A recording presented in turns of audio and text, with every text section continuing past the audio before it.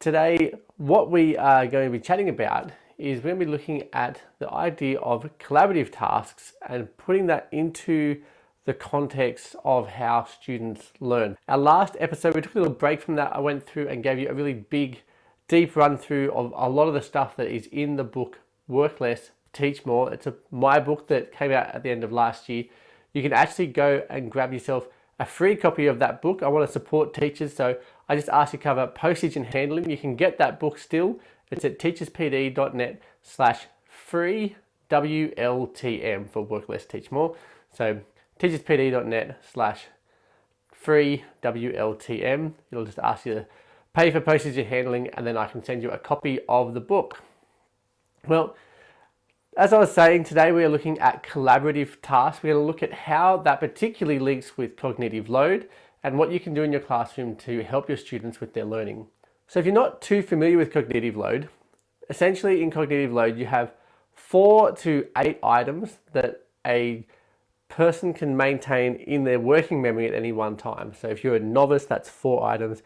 If you're an expert, you can do it up to 8 items. And actually sometimes experts will chunk that information together, and so they can actually bring in like 8 chunks of information as they start to talk about it, and they can recall things really quickly through their long-term memory, but then to work with it they still can only have those 8 items. So chunking becomes really helpful, and if you're teaching things to students, teaching them how to chunk things together, like bringing related items together, really can be helpful for them. And remembering this difference between novices and experts is really helpful for us as teachers, because quite often we can set students tasks that are too hard too early for them. It really requires them to be able to manage more items at once, and they can't do that. And so if you're going to ask students to do deep thinking, higher order thinking quite early on in a topic, and the kids haven't actually mastered that topic yet, then you will need to provide some scaffolding or provide the key points on a piece of paper or something for them to support them in that. So if the students are novices and you're trying to get them to do something like an analysis, or you're trying to get them to evaluate something, and really they're going to be novices for quite a while, so they're probably novices if you're teaching them something that's new to them.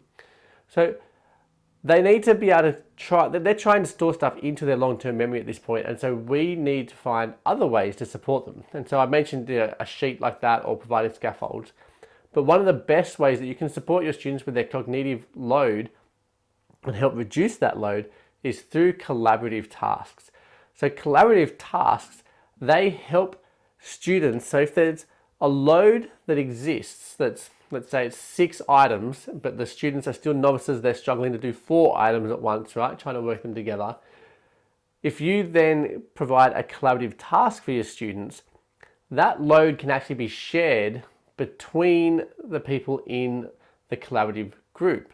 And so if you have 3 students working together, then they can share their working memory basically, because they're going to remember things as they hold their discussion, and they actually kind of form their own scaffold, I guess, for working with each other.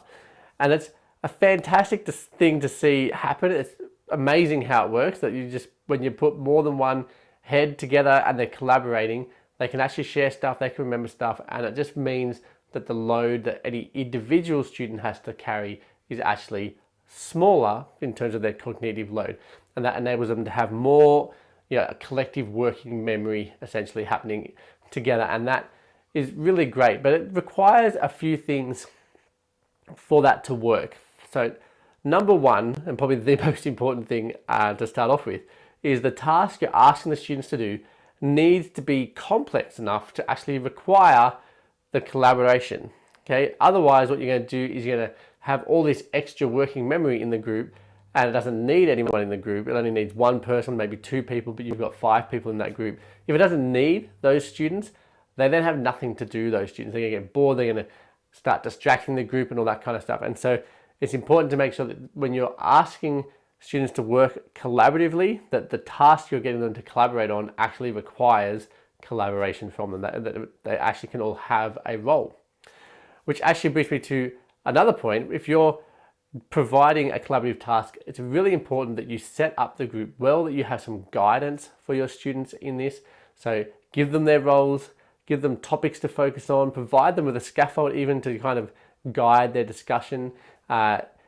Anything like that can be helpful to enable the collaboration process to really work well. The group also needs to have collaborative skills. So if you haven't taught your students how to collaborate, if they don't generally get along well, or if they don't actually like contributing to other people in terms of what's going on and thinking more deeply about things, then that's going to cause an increase in the cognitive load as well as distractions. And so you need to make sure that the group is trained in how to collaborate well. And one of the things I find that's really helpful when I'm teaching students about collaboration is to go through and explain to them that the whole point of the collaboration is actually to go deeper, to get a better understanding of things. And we do that by considering other people's perspectives and all that kind of stuff. It's not a competition when you're collaborating, right? You're trying to work things out together, and everyone has a different perspective that needs to be considered when you're trying to understand things. The next point I want to make is that if you're doing a collaborative activity or a task, it's super important that you keep your groups still quite small. So you don't want to have groups. I mean, I mentioned 5 earlier. I would never do a group of 5 for a collaborative task. I like the 3 number. I think that's a great number for collaboration. It means if there's issues, I can have a group of 2 or possibly a group of 4. 4 is still for me a bit of a stretch. I like 3. I think 3 is the ideal number. Any more than this, and it's increasing that cognitive load, that shared cognitive load so much that it becomes hard for the task to meet the demands. It has to be a really big task for them to be working on, and then they probably are separating out the task rather than collaborating and sharing that working memory together. So 3 is really good because you're decreasing the load enough, but also giving them tasks high enough that they really need to, all 3 of them, to be contributing. It also means 3, it's hard for you not to contribute in a group of 3. You can't just kind of hang out in the background. There's only 3 of you. Otherwise, you're just watching 2 other people talk. And that's not really the way you want things to do. You don't want to watch 2 people do the work. So it's super helpful, I think, to just stick with 3 as much as you can. Obviously, the numbers in your class may not match that perfectly, but I think it's the ideal number for you to be shooting for when you're doing collaborative tasks.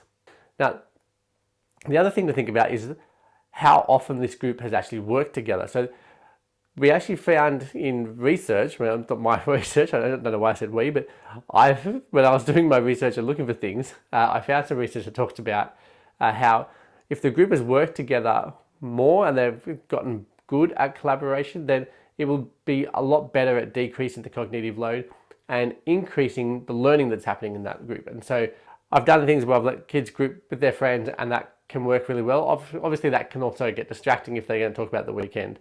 Another way to tackle it, and possibly a better way than doing the friends thing that I started talking about, is to get kids into a group relatively early and actually have them stick in those groups as long as you can, or at least for a few weeks if they're working together on things for a while, or have them keep going back into those groups every couple of weeks so that they're getting used to working in that group of 3. They're actually getting used to knowing what each other's strengths and weaknesses are, and being able to see each other's perspectives and show respect for each other because they're getting to know each other a bit better as well.